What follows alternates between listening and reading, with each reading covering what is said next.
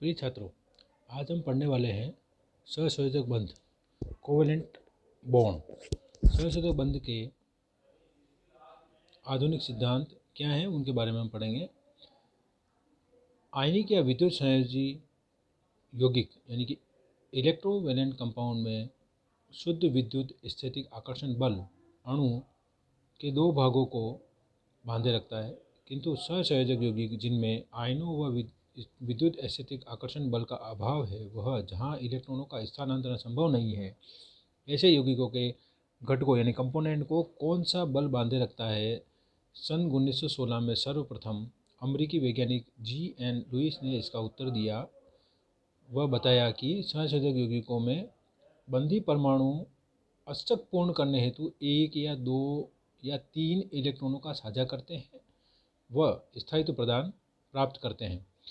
Lewis के अनुसार अधातु तत्वों के परमाणु आपस में क्रिया कर सहसंयोजक बंधी अणु बनाते हैं। इस बंध में दोनों परमाणुओं द्वारा एक इलेक्ट्रॉन का साझा होता है और एकल बंध जैसे ए और बी का निर्माण होता है। यदि एक इलेक्ट्रॉन युग्म के सहभाजन से स्थायी विन्यास प्राप्त नहीं होता तो परमाणु एक से अधिक युग्मों का सहभाजन करते हैं।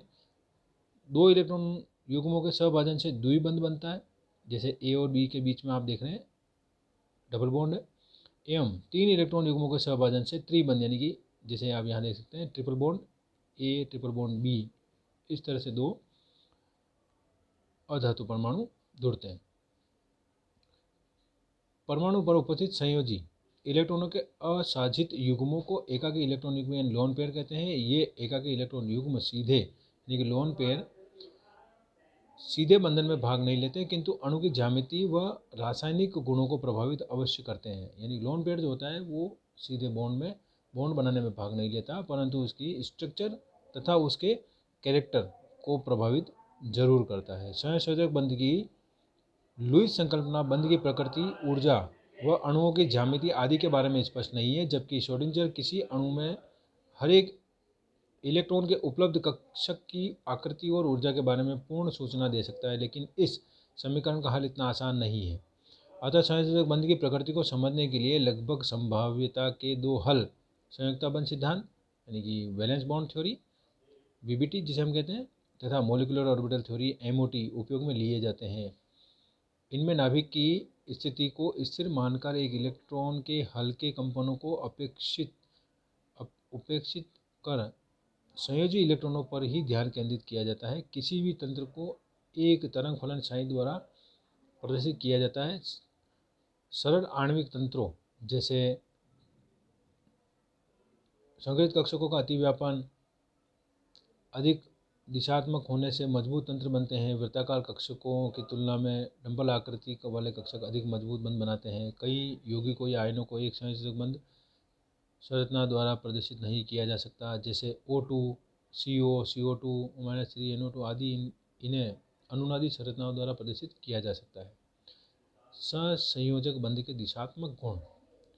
सहसंयोजक बंध की बंध सामर्थ्य परमाणु कक्षकों के अतिव्यापन की सीमा पर निर्भर करती है। अतिव्यापन की मात्रा जितनी ज़्यादा होगी बंध उतना ही मजबूत होगा। अतिव्यापन की मात्रा परमाणु कक्षकों की तुलनात्मक ऊर्जा व सही प्रकार की सममिति अवस्थाओं पर निर्भर करती है। इस बंध निर्माण की प्रक्रिया में परमाणु कक्षकों का प्रायिक इलेक्ट्रॉन घनत्व एक निश्चित दिशा में संकेंद्रित हो जाता है। अतः हम कह सकते हैं कि सहसंयोजक बंध दिशात्मक यानी डायरेक्शनल बॉन्ड के तथ्य को समझाया जा सकता है। इसी कारण से सहसंयोजक बंध यौगिक कई तरह की ज्यामिति, संरचना व आकार दर्शाते हैं। कोवेलेंट बॉन्ड के दिशात्मक गुण के कारण ही अणु में उपस्थित दो बंधों के वास्तविक बंध कोण को भी मापा जा सकता है। परमाणु कक्षकों के अतिव्यापन के प्रकार। अब आप देख सकते हैं परमाणु कक्षक यानी एटॉमिक ऑर्बिटल जो होते हैं वो किस तरह से ओवरलैपिंग करते हैं उसको हम समझते हैं। सहसंयोजक बंध दो परमाणुओं के कक्षकों के मध्य या संकरित कक्षकों के मध्य या कक्षक एवं संकरित कक्षक के मध्य अतिव्यापन से बनता है, जैसे एसएस अतिव्यापन। जब दो संयोगी परमाणुओं के विपरीत चक्रीय अयुग्मित इलेक्ट्रॉन यानी कि अलग अलग अयुग्मित इलेक्ट्रॉन एस कक्षक में होते हैं, तब वे आपस में एसएस अतिव्यापन द्वारा सहसंयोजी बंध बनते हैं।